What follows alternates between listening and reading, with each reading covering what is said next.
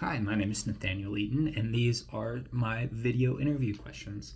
Question one: what other steps do you feel you took towards preparing for this career opportunity? Well, I've always been a big foodie, I've always been a big cook.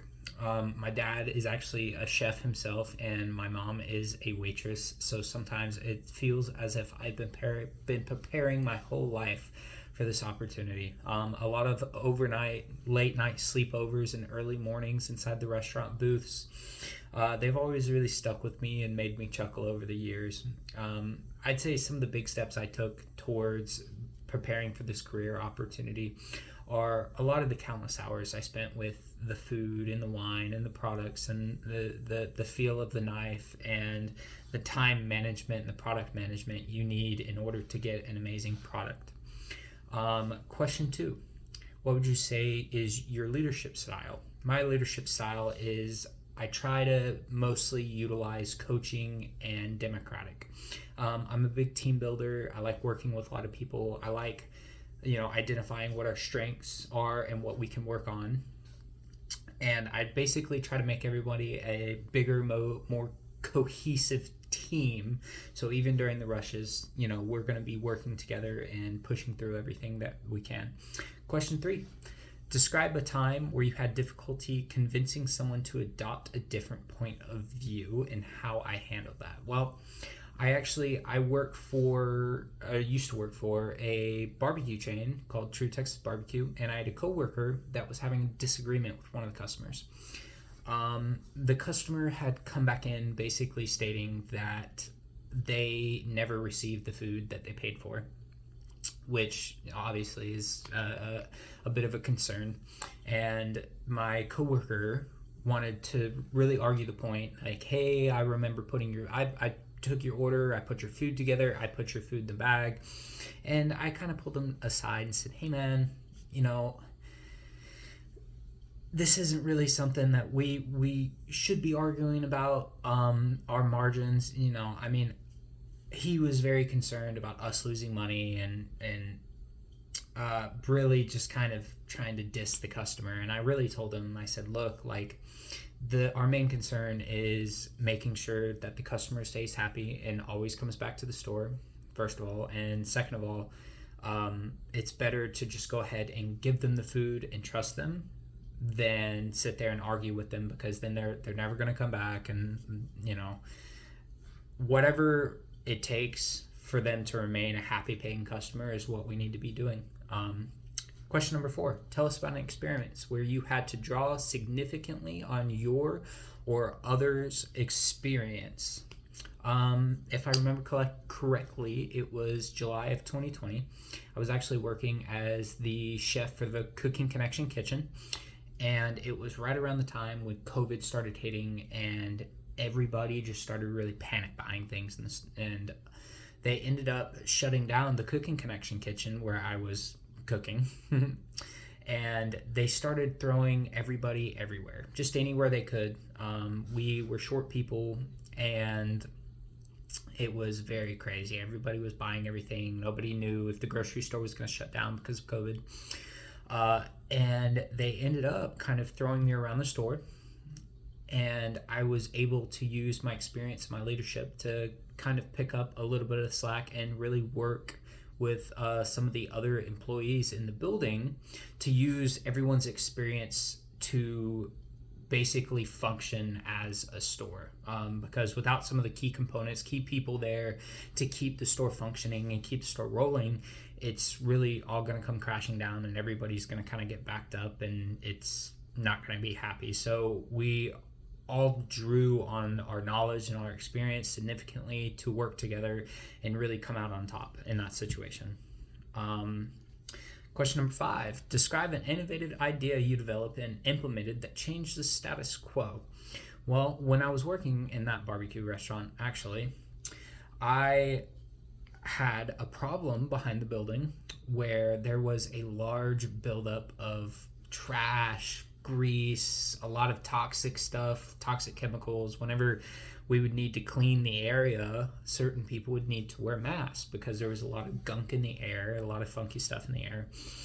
And so I went ahead, I proposed a new cleaning policy that would not only get rid of all the gunk and the trash and the chemicals in the back, but also be able to not only clean more, but to clean more efficiently. So we'd be cleaning more, cleaning faster, and getting rid and minimalizing all of the excess waste on the exterior of the building. And we ended up, it took a while to get the rest of the partners on board, rest of the employees on board to do the system. But once we actually started doing the system the way that it was meant to be done, we actually ended up in a cleaner environment, and it was more food safe that way.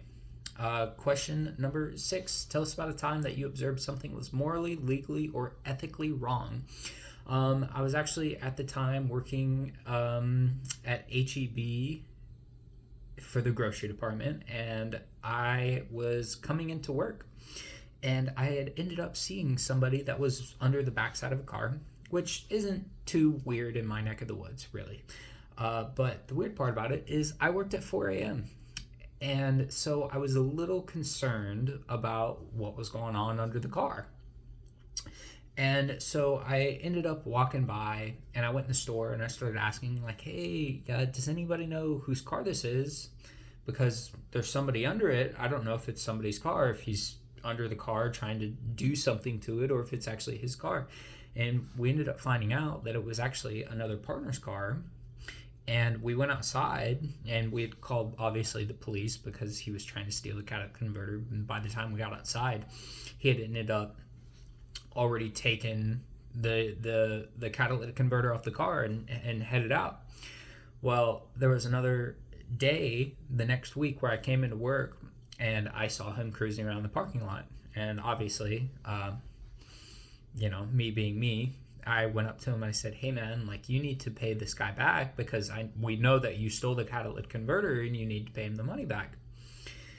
And he ended up, arguing, not wanting to do it. And we ended up calling the authorities again. He ended up getting arrested, and fortunately for my friend, or for the other employee, they ended up getting the money from this guy to replace the catalytic converter that he stole. But can't go around stealing stuff from other people. Question number 7. When did you make a quick decision based on the information available but turned out to be a bad decision? Well, it's actually, I remember a time, it was actually Christmas time with my family, and we're having a barbecue.